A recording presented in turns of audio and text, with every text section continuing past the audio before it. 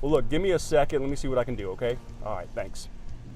Probation and pretrial services work is very dynamic. It's not office work. It's 1 minute in the office, next minute you got to be in the field. And the virtual desktop, in conjunction with court-issued devices such as iPads, Surface Pros, MacBooks, those kinds of things fed perfectly into the kind of work that we do. Being able to access my virtual desktop on the go is pretty much critical in my role.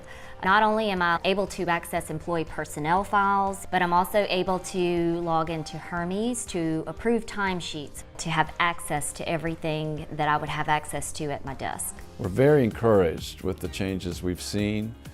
Those who've worked in the reduced space environment have been pleased with the results. In Chicago, the Integrated Workplace Initiative has helped to update, modernize, and condense the probation office. They've done an Integrated Workplace Initiative project that will reduce our rent by almost $1.2 million. The case studies will show practical results to meet the fiscal year 2018 3% space reduction goal. I think judges generally have been good stewards of the taxpayers' dollars in their management of space. Your court fees come to $42.50. Please insert your card into the chip reader. 898 million records with sensitive information were breached between January 2005 and April 2016, according to privacyright.org. And Verizon says privilege abuse accounts for over half of all incidents reported. You think, at least I thought, it certainly is never going to happen to me. And turned out I was wrong about both of those things.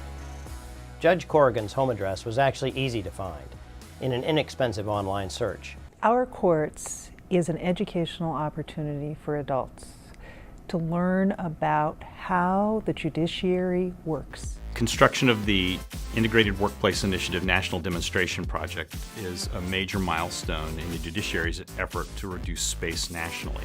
It's the working model of the Integrated Workplace Initiative. Tapping into, do you have the right view about people?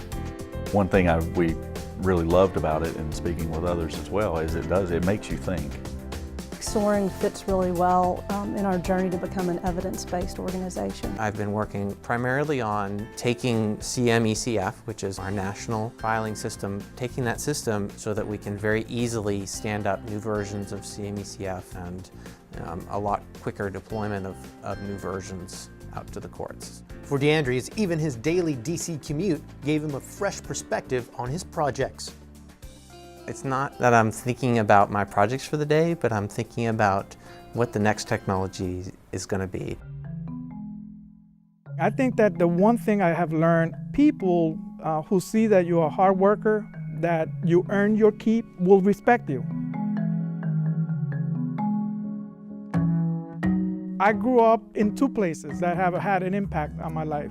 All the way up to 12 years and a half, I grew up in Puerto Rico with family, friends, and educated in the elementary schools in Puerto Rico. And it took a while to adjust to the way of life in the city and to adjust to a new culture.